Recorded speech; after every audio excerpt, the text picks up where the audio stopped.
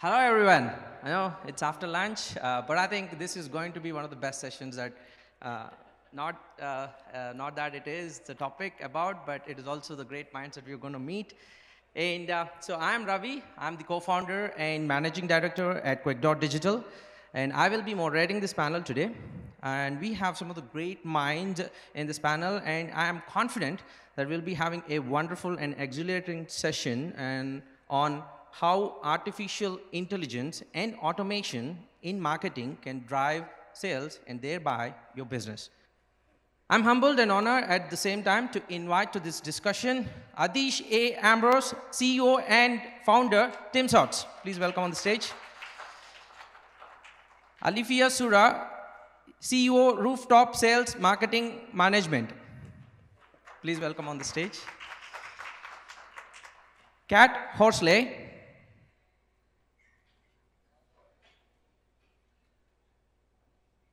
I'm sorry. Yeah, Kat. Yeah, sorry, I'm extremely sorry. There's a fumble. Yeah, I'm sorry, I'll let her introduce. Sorry. Yeah. So, and we have Saurabh Pandey, founder and CEO, Converse. And we have also Vince, who is the marketing head at NPM Group. Thank you, guys. Thank you for being here. Please have your seats.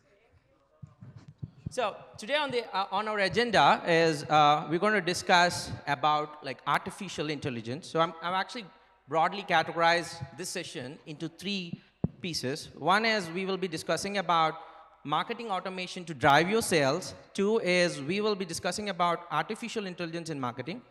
And three is the future of marketing. Before that, I may ask each of you to introduce yourself so that it'll be. Okay, hello everyone. My name is Adish, and I am the founder and CEO of TeamSource Digital Marketing Agency. We help businesses drive maximum sales and get maximum leads with the help of strategizing the marketing solutions as per the business requirement. Thank you. Hi guys, I'm Alifia or Alpha. I run Rooftop Sales. Rooftop Sales is a sales training, coaching, and a consulting company. We work closely with CEOs and business owners, and we help them to convert the leads that marketing generates into actual sales. So we're into helping companies bring more profitable clients for your businesses, even in the toughest times. So looking forward to spend the next hour together. Yeah, please. Hi guys, my name is Kat Horsley. I'm the CEO and founder of Chai Digital. We help customers build digital communities and through to the endpoint to have loyal customers who convert to sales. Fantastic. Awesome. Hey everyone, this is Saurabh Pandey here. I am the founder and CEO of Converse. We are a B2B focused MarTech agency based out of India. Hello. Hi, I'm Vincent. I'm the VP for brand engagement and communication of New Perspective Media. So basically, we cater to both government clients and B2C clients, penetrating or who would like to penetrate the Middle East company or Middle East company who would like to penetrate outside markets as well. Thank you. Thank you. And hi, I'm Ravi. I am the co-founder and managing director at Digital. We do branding and digital marketing for various brands, and I'm also the CEO of quickmeeting.com. It's on hybrid meetings, and so thank you for all introducing yourself. And I may have your first question, Alifia. So your first question is, what are the typical areas in marketing that you feel automation is a must to drive sales? I usually say sales is a game of numbers. And technically, only 6% of leads that are actually generated from marketing convert into sales. In a typical sales cycle and a process of the sales funnel, a B2B client could take anything between 16 to 18 touch points to actually convert into a sales. B2C could take slightly lesser. Now, marketing automation helps to record this data because there are 16 touch points, and definitely between salespeople, turnover, moving on, data is completely lost. And to record this, marketing automation is a must. And we normally encourage CRMs and things like that, which really helps us to optimize the data that we collect and make the most of the information to make sales. That's fantastic. So, Kate, the second question is to you. How do you make sense of the tremendous amount of data, right, that usually comes from your CRM tools, from your analytic tools, and convert them into meaningful insights for better sales? It's a great question because I think a lot of us today are getting overwhelmed with the amount of platforms and AI options that there are out there, and actually how to use them. And then once we kind of get them up and running, then what do you do with this like mountains of information that are coming out of it? And I think the key thing is to really know what it is that you want to get from the data. And that even though we're using computer learning, it's supposed to be there to help us. It's not there to be instead of us. So we have to use the data rather than the data like using us and becoming overwhelmed by it. And so if you're very clear about what the data is that you want to capture, you will know how to analyze it and how to make sense of it. Even for us, like within the social media side of things, that if you have like a likes on a post or saves or a share or a comment, like what does it mean? What is it like? And so to be able to interpret that and then to make sense of that and then to deliver that insight to the client is how you can't just use it for the sake of using it. Fantastic. So my third question is, we know that the marketing automation software industry is estimated to reach about 8 billion by 2025, according to study by Grandview Research. Mr. Saurabh, can you please share us a few examples of how adopting marketing automation helped B2B companies that you serve and increase their sales? Certainly, I think that's a great question.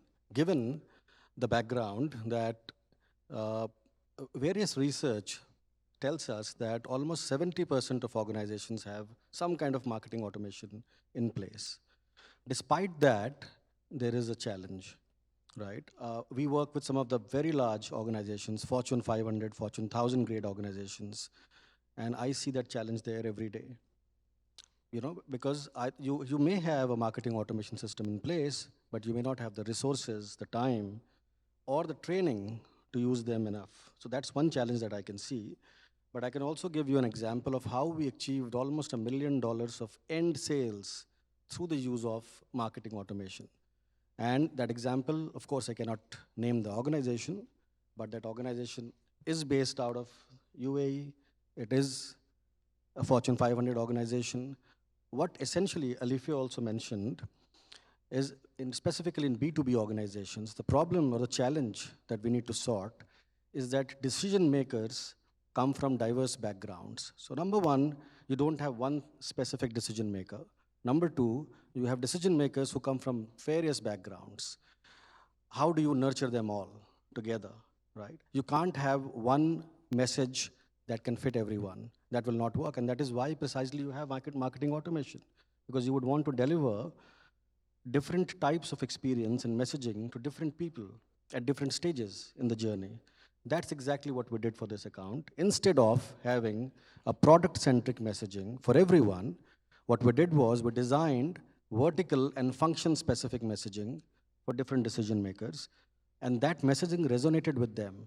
A healthcare industry enterprise decision maker would immediately connect with my messaging, which talked about the pain points of healthcare, as compared to a retail industry decision maker who would also connect with me, equally well. That was the essence of marketing automation that we did. So marketing automation at the end of the day is nothing but a software. Ultimately, your intelligence and the way you manage it, completely is going to reap returns at the end of the day. So that's what we did essentially. That's fantastic, yeah, and I think that's a very good example. Adish, even though this marketing automation and lead automation is becoming a must, and yet many companies are very reluctant, right, to transition because of the issues related to lead quality. And how do you think that AI can help solve these automation problems? First of all, Ravi, let us think in two different ways. Marketing automation is a different section, and lead automation could be a different section. Under marketing automation, what we do is to uh, understand who are your target audience, create a content around the particular topic, and then uh, deploy the content over the social platforms to capture the leads. Lead automation, it comes in the picture once the lead has already captured. You are nurturing the lead so that the lead in the coming phase could be converted as a sales. As how Alifia has mentioned, they work on sales. Likewise, there's a nurturing sequence. And the third thing I would like to mention is most of the organizations outside, what they are doing is looking at the contents on the YouTube and this one and practicing the same and replicating it to their business. So the strategy that is used for particular business sector, be it B2B or B2C, is completely different. The similar thing can't be adopted by observing any small or short videos out there posted by different content marketers. So this is the reason where they face the failures. The organizations are facing the failures. And that's the reason why they always say that AI and this marketing automation is not necessary for our business. We are happy to go with whatever the traditional method is going on. As from past 20 years, 30 years of making a human calls, uh, doing one-to-one interactions, going for a sales on the ground, which is not actually required in the present scenario. But yes, if the company or the corporate, they believe that they can achieve better results in the coming future, then they can opt for the marketing automation as well as for the AI content tools that would be required to automate the process and the workflow for the businesses. Fantastic, fantastic. Vince, the next question is to you. I was mentioning, right, about the automation tools, and I'm pretty sure that in your organization, you might be working with a lot of automation tools, and like, how do these automation tools have resulted in better sales and lead quality for you? Actually, I'd like to step back a little when it comes to exploring or introducing company to explore automation in their process. I think the first step is to really understand the whole operational process of having the touch base to your customer, and identifying all those steps and analyzing how you'll be able to streamline it on the traditional setup, and then find a tool, or if you'll have, of course, the luxury of getting consultants as well, to really find that perfect fit of what kind of platform or tool you'll be able to use that would fit your specific requirement. Because at the end of the day, there's no one that fits to everyone, right? As mentioned, it is very important because at the end of the day, the reason why you want things to be automated is for you to work smart and not hard, and for you to be able to value all these data, because data is treasure. Whatever is there, you'd be able to use it not only on converting sales, but also developing your product or developing new products, because based on their inquiries, based on the things that they search, that's why they arrive into your platform, or even for your advertising to actually show in their, whatever tools or platform they're using. You have to analyze all these data for you to be able to come up with the right, or for you to be able to decide to what kind of automation platform. It could be, say for example, we understand that there are some companies who will probably be conservative when it comes to change or when it comes to budget, let's say, right? So it could be like a partial automation. Like, let's try to meet halfway. What is comfortable for you? At the same time, it could be just a portion, a portion of, say, for example, on the sales call. You want to understand your success ratio or lead generation. So it could be a bit more specific, and then understand what is the right platform for you, your budget, the number of people that will be using that platform. All of these are important for you to arrive on whether to decide what kind of platform, whether you really want to go on automation, how big the automation would be, will it be full and whatnot. And then I think what another important thing here is that upon deciding what platform to use or what tools to use is the implementation part. Because if people won't be able to use it properly, you won't be able to mine any data, you won't be able to convert any of them to actual sales or actual improvement on your company. Very true. And I would like to put you that question that we were discussing, right? How in your ex-company there were people not able to use these tools, and maybe if you can just throw some light on that, it'll be great. Well, actually, in my personal opinion, I feel AI is here to stay.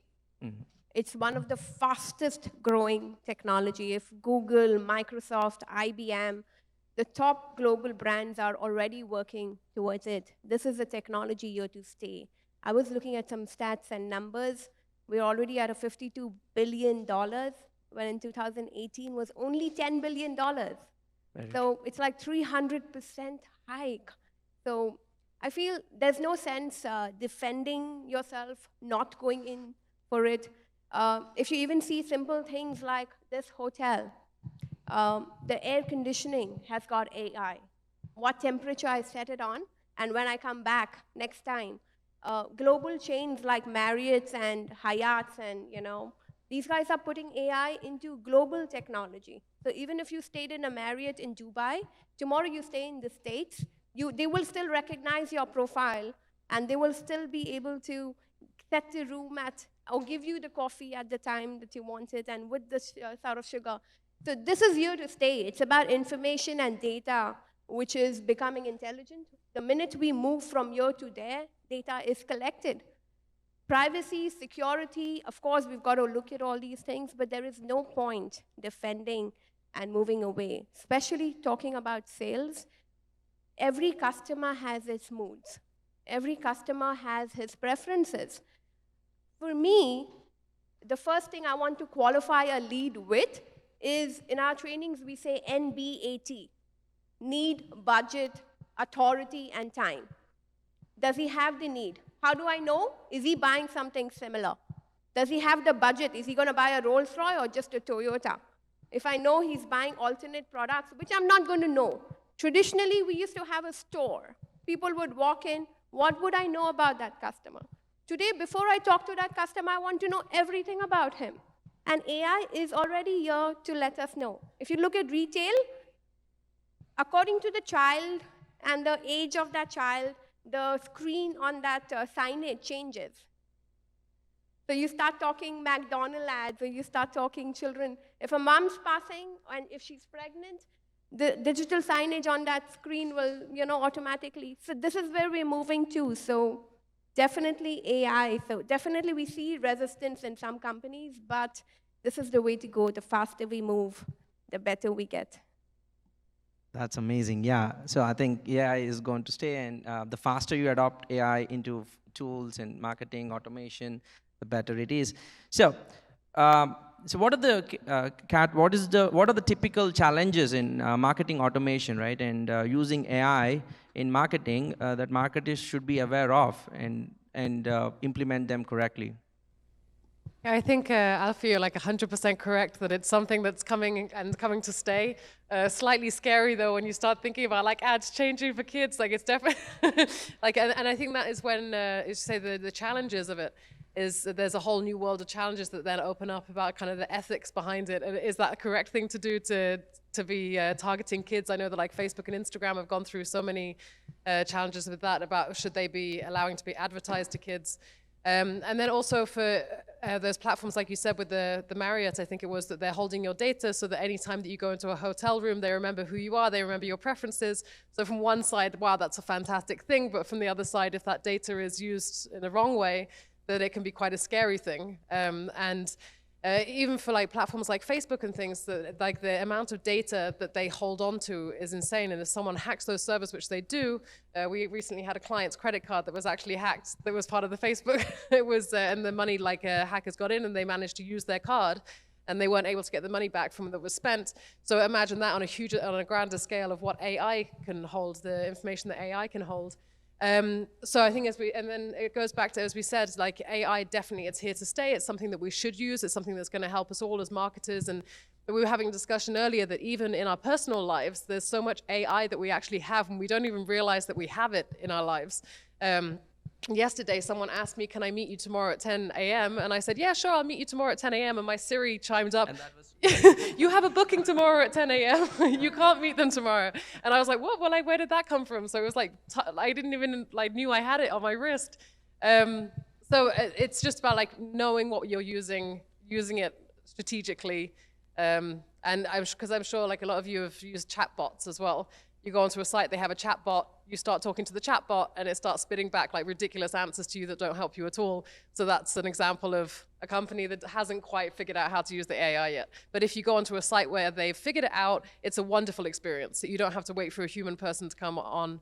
So yeah, knowing what you're using and implementing it properly, then it's great. Otherwise, there are some challenges to avoid.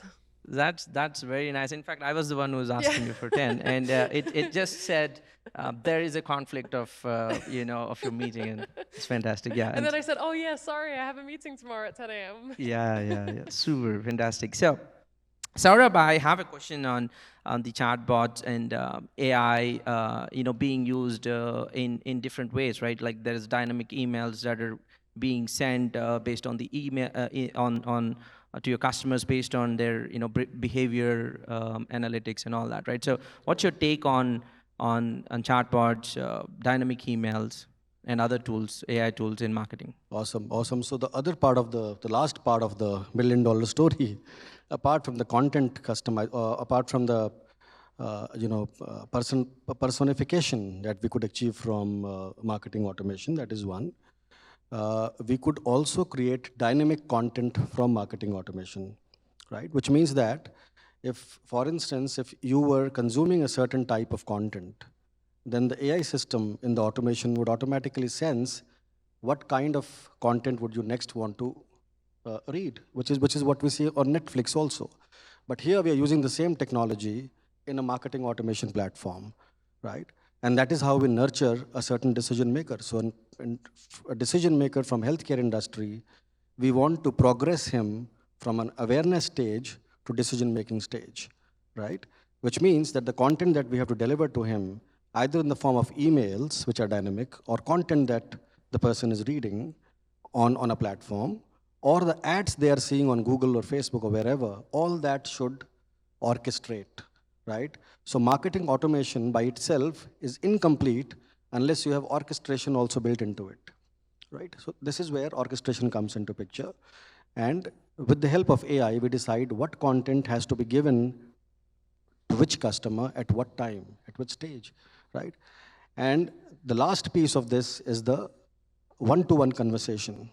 Can the chatbots now, when we sense that this user is ready to converse, or is at that stage of decision making where he or she might have certain doubts, right? That's where the chatbot proactively can be triggered with specific communication, right? So these all things can happen through marketing automations, either one single automation or you integrate a couple of them together, right? And at the end of it, everything is scored. So everyone who is interacting on the platform is scored by the automation system, and the salespeople get to know who are the top scoring people who have more affinity with our content. And we should proactively go out and reach out to them. And they also know how to break the ice because they know what kind of content these people have been reading or consuming so far, right? So it's a great icebreaker for them also. Understand that most of the CXOs do not fill any lead forms, right? All of you are CXOs. We don't fill a lot of lead forms on web, right? We would either pass it on to juniors to fill them up, but we would not want to give away our data or fill up all sorts of lead forms. So the salespeople, with the help of marketing automation, can also see which decision maker is interested in us, but is not filling up the form. So I need to reach out to them, right? So all these things, I think there is a huge merit, and I think AI is becoming more intelligent day by day. So we are going to see more success stories going forward. Very interesting, very interesting. Atish, we know that over $1 billion or $100 billion of programmatic ads are being served every year. What do you think the programmatic ads will, how do you think that the programmatic ads will generate better leads for companies? See, what programmatic ad does is it filter out what all the what the audience have done based on your content once you have deployed the advertisements based on various social platforms. How are they performing? What are they interacting with, and how they are interacting with your particular ad? Those all would be filtered. The first thing. The second thing comes is once you understand the behavior of the audience, whether they are lacking it or not, whether there are most of the bots, the cheat bots that are trying to click out your advertisements and spending your lot of money or cash over the advertisements. So, once you filter out who are the audience, who are your target audience, then you can come to know that out of 100%, possibly 40% of the audience could be interested on your based on your ads. They have shown the interest to your advertisements. Then, of that 40%, I need to understand who are my potential buyer. Who are my potential buyer to whom I can retarget and help them get to the conversion, at least to get them opt into the form, the landing page, and then nurture him in a sequential way, at least till he makes a buying decision. So this is how it works in terms of creating advertisements. Uh, and the second thing that you ask is how programmatic could be benefited to generate leads. Programmatic itself is an algorithm set by the Google or it by the Facebook. So it adjusts accordingly as per the behavior and as per the interest and intent of the audience interacting with your advertisements on the social media platforms. Super. Yeah, Vince, what do you think is the future AI and automation tools going to look like, and like how do you envision them to be there in the market, and how companies are going to use to generate more leads? What is your futuristic vision of the AI and automation tools?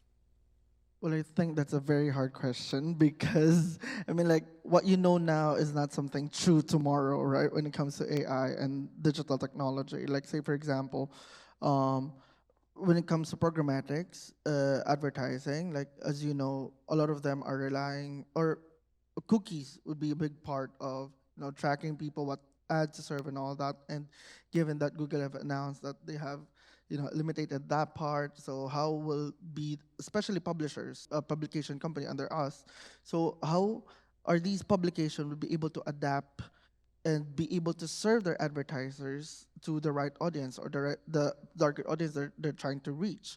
So that I think comes in, the other subdivisions of AI, where machine learnings that would play a major role, where I think it's really, I think when it comes to giving a forecast of what's gonna happen when it comes to digital, I think it's really evolved, but it's really gonna be dependent on how uh, people would behave, like really behavior based on what you'll leave on the internet, all your digital footprint.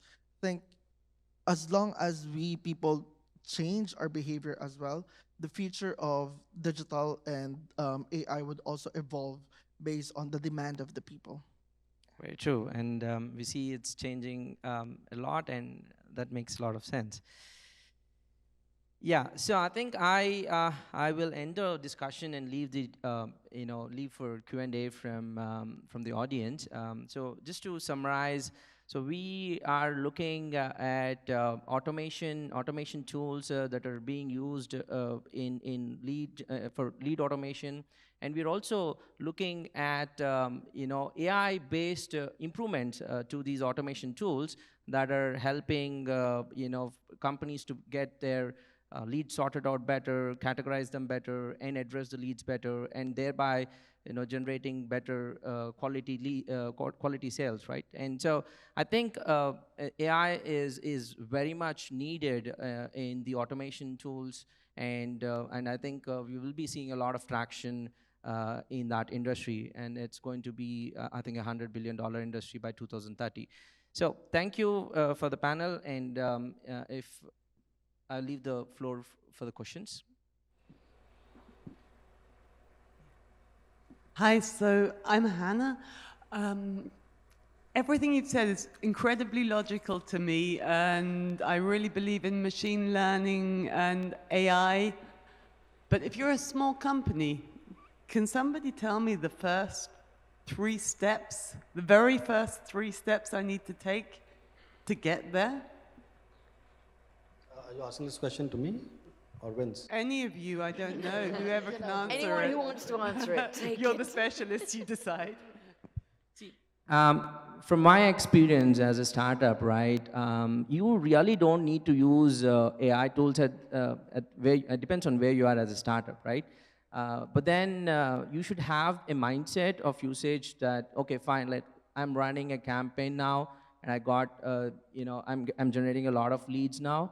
Now, like if my leads are not converting, right, and then that's where you have 2 options, right? Either you can have somebody to take care of the leads, and or have some AI tool help you to sort those things for you, and so that you can actually use it. So unless you are actually, I mean, the discussion to the say that AI in terms of for lead conversion will occur at the stage when you are generating leads through marketing campaigns and other stuff. So I think focus on just putting effort into your marketing campaigns, and then like maybe at a later stage, think of how you can use the automation and AI tools to sort those leads and get better quality out of them. Okay, yeah, well, that's where I am already. I've been doing marketing actions. I am getting leads.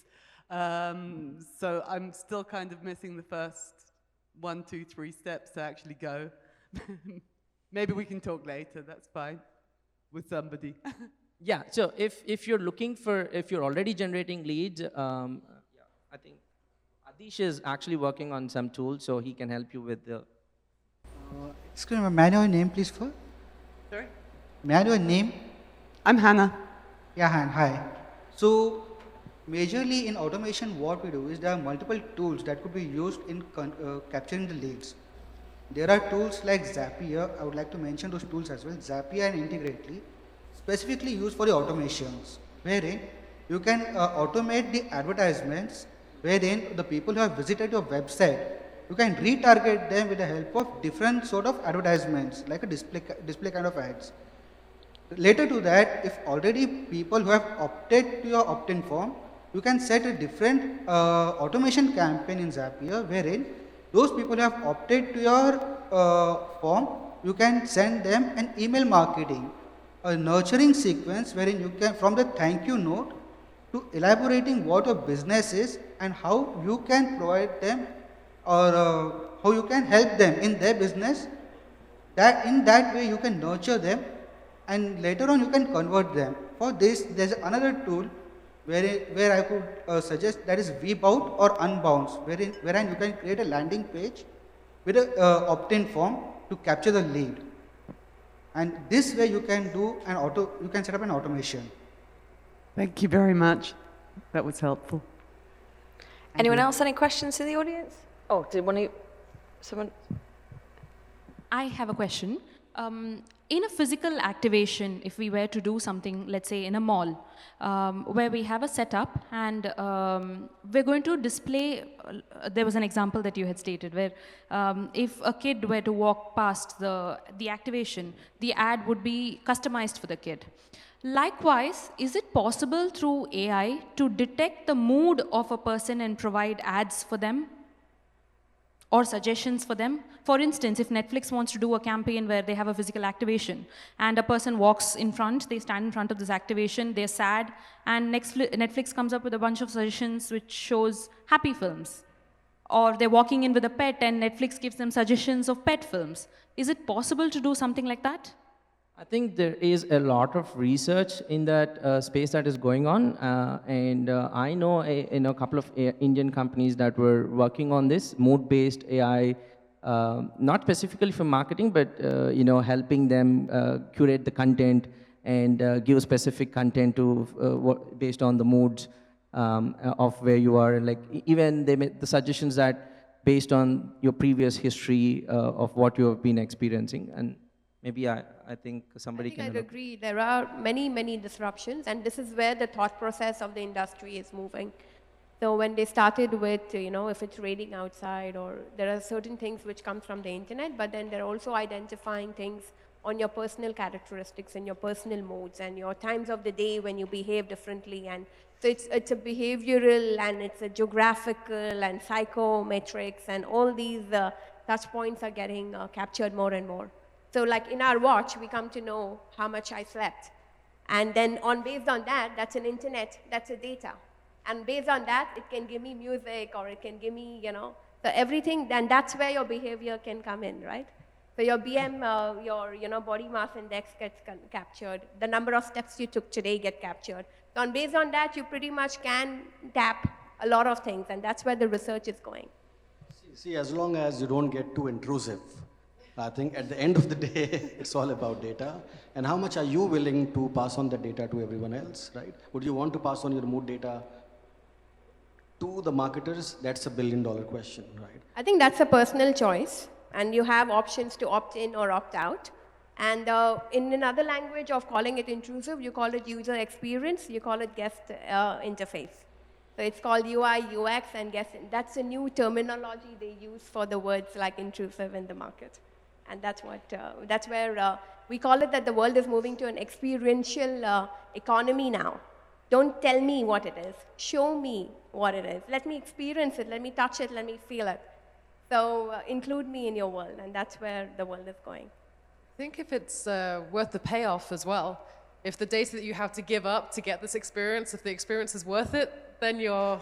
Well, I'll tell you a simple thing, like when I started my journey into sales, I started honestly very, very early, from the age of 16, 17, and that's the time in the 1990s when pagers and telephones, the normal telephones were there, and the mobile phones were just launched. And that was the time when people said, for every important call, I'll go to the landline. And then came IP telephony, where you could do games and everything. And then they said, you know what? I'm going to use the landline. And that's where we are at. I mean, the new world is moving. So accept it or not, but protect yourself and learn. Change the questions. Change the questions. How can you secure yourself? And that's, I think, the better way to move forward. Interesting. I'm just going to hop on the back of what you asked about technology for reading emotions. There's a Japanese company, I think, and they came up with a piece of tech called Empath. They showcased it at GITEX a few years ago, and they signed a memorandum of understanding with the UAE Ministry of Happiness. Yeah, we have that. And basically, it's a technology that listens to a person's voice, and the more voices and emotions it listens to, it learns. So it can tell you whether your staff are happy or sad, or they're angry and stuff like this. So, office managers know what they need to do. So I'm thinking, you have something like that, and then your TVs and social media will show you stuff relevant to how you're feeling. It's there. It just needs to go to the next step. Yeah, I think it's little slowly coming to marketing. I think eventually, I think it'll come to marketing as well. But I'm at least not aware of anything that's happening in mood-based marketing at this stage. I think they have it from the other side. I know with social media that they're very aware that the mental health risks to do with social media. So I know for sure on Pinterest that if you're looking at stuff, a lot of things that may suggest that you're in a depressed mood or in a sad mood or low mood, it will come up with a notification, just say, hey, is everything okay? You might want to take a 15-minute break or come back and have a look at this later. So from that side, they're using it. Start showing you photos of kittens. Lots of kittens everywhere. I think there are luxury cars that can identify you're sleeping, right? Already. If you're sleeping while driving, there are cars who can identify and tell you, listen, you're not alert. It's already there. It's amazing. It's already there. Yeah. We have it in our Audis and our BMWs already, long back. Any more questions for yours? We got one at the back there. Can we run over with the mic? Yeah. Oh, sorry. Yeah, this one and then the one at the back. Yeah. Hi, I'm Saurabh. So marketing automation tools and AI ML, so we understand that, and as marketeers, we understand the value of implementing them. But ultimately, all these tools and softwares are for generating sales and more business, more revenue. And there are organizations with dedicated sales teams which are separated from the marketing teams. So my query is like, have you had any such instances where you have observed such resistance from the sales teams when marketing teams would implement such automation softwares and tools? Because they have certain way of working in the market, they have certain perceptions of how sales should be done, should be accepted and all. So what are the challenges for a marketer for getting such softwares? I can see the smile. So what are the challenges for marketers to get such softwares and tools accepted by the sales team so that they absorb it better and it is beneficiary ultimately for the organization which has invested in such kind of softwares? I think Alifia should take this. Well, I used to work with Samsung Electronics for the longest amount of time. And we used to run numbers like 100 million. That was our normal target for the year. So every week we used to churn $2 million of sales revenues, okay, for the company. Now, big companies, now that we are into sales consulting, we still work with companies like that, right? Marketing and sales don't talk. Sales is on another floor doing something, marketing is on another floor doing something completely different and independent and silo. But now what happens is, in Samsung companies like that, we used to work on Salesforce, okay? Now technically, salespeople believe that the market information is their birthright. It's nothing to do with the company, and it belongs 100% to them. And salespeople believe it's their territory to have that contact of the GM or the CEO or whatever, and the company has no right to ask them for it. And that's the arrogance that aggressive, good, strong salespeople would come with. It's like, you pay me top dollar and I get you the number, don't ask me how. Right? And so even in Samsung, like, huge companies like that, we had Salesforce. But that was used as a CRM more to record invoices and deliveries done and, delivery and customer support, that sort of a thing. But the leads, like I said, only 6% odd from the marketing funnel would convert, right? So people don't want to put things into CRM, but that is changing. And I think the better way to do that is through policies and, make it like a framework of a company and say CRM is the way it works and no quotations come out unless it's on the CRM. And there are very good starter CRMs like we use Zoho One. And it tells me everything, like everything in rooftop sales is automated. So it's a complete digital transformation. You start with something simple like even HubSpot. And then tools like Zapier and stuff. It just makes your life so much easier. And today when marketing does lead generation, there are 7, 8 social media platforms where the leads come from.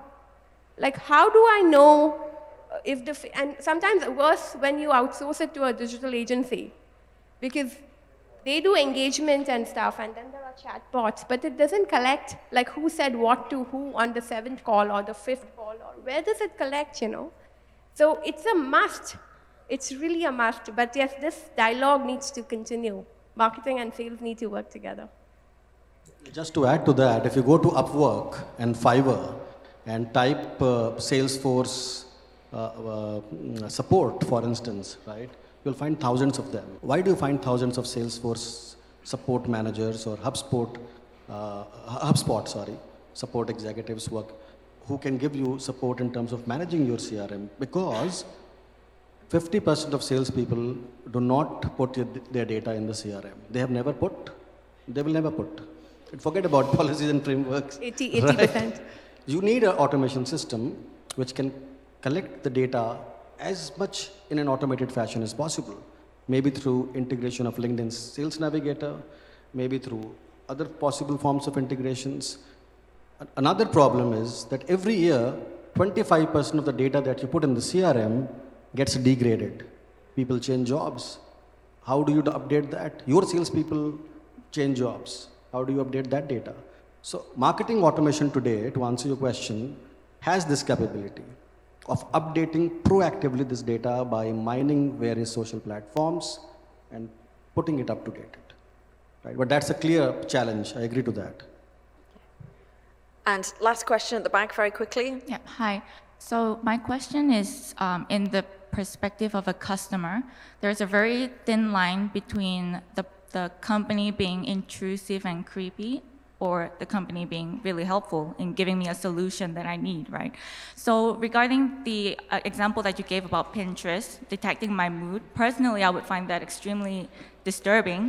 But if I had another experience, I would like to share, for example, when I was living in Korea, there is a company called Coupang, which is basically an e-commerce company. So they collect a lot of data on its customers, and the experience I had was at night I was brushing my teeth and I noticed that I'm finishing my last tube of toothpaste. So Coupang knows exactly when I last purchased. They know what my purchasing cycle is. And then as I went to bed and opened the app, it said, "Do you want the toothpaste? It's gonna be delivered tomorrow by 7 a.m. So within a click, of course I would say yes. For me, that was very helpful. So all of us are marketers. I would like to have the panelists' insight on what you think we can do to ensure that we provide the solutions, the products, to the end customer in a way that is at the right time, the right price, in a non-intrusive way. And that, of course, it differs according to different markets. In Korea, privacy is much, much less of an issue than, let's say, in the United States. So we have a diverse panel, and I would love to hear your thoughts. For sure, and as I said, it's the payoff for a lot of people. So knowing your customer, like to some people, that would be creepy to get that message, or like, wow, you're like spying on me. Like, how do you know that I just finished my toothpaste? But for you, because it's useful, then it's a good payoff. So you're happy for them to have that data to track that for you, because the payoff is worth it for you. And so with any form of marketing is knowing your customer and to be able to build that experience and that service around your customer, and to know that for them it's not going to be creepy, that it's actually going to be really valuable and they're going to appreciate it. And as we've been saying as well, like our behaviors are changing, and especially with this technology, our approach and our understanding of the technology is changing, which is making us more accepting of these things. So things that would have been really creepy for us. And so many parents I know, they wouldn't never have allowed their kids on social media, but now like that's changing and more kids are being on social media and parents are allowing it to happen. And now there's like more guidelines and guardrails that are coming up around that usage.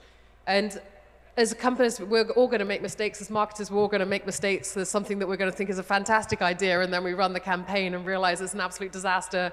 And so that's going to happen, all these stumbling blocks and learnings as we go. But I think it just, as you said, it depends on the market, it depends on the customer that you're serving, and just making sure it fits them. Oh, you've no idea what's going through my head right now.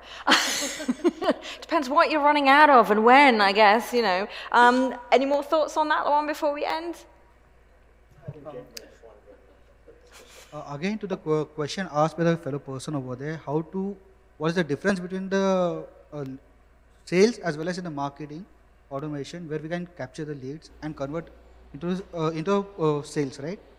So there is one more thing that you can do to qualify the leads, that is with the help of type form. Once you have set up the marketing, you can capture the lead, nurture it, and then you can help him fill out the type form, which has a qualification kind of a thing, where you can qualify them whether they are right fit for your business or not. Likewise, in marketing segment, you can get those people down to bottom to the funnel, and then you can pitch into the sales people to close the account at the end. Fantastic. Thank you so much to our panel for a fantastic session. Great insights there. Thank you all so much.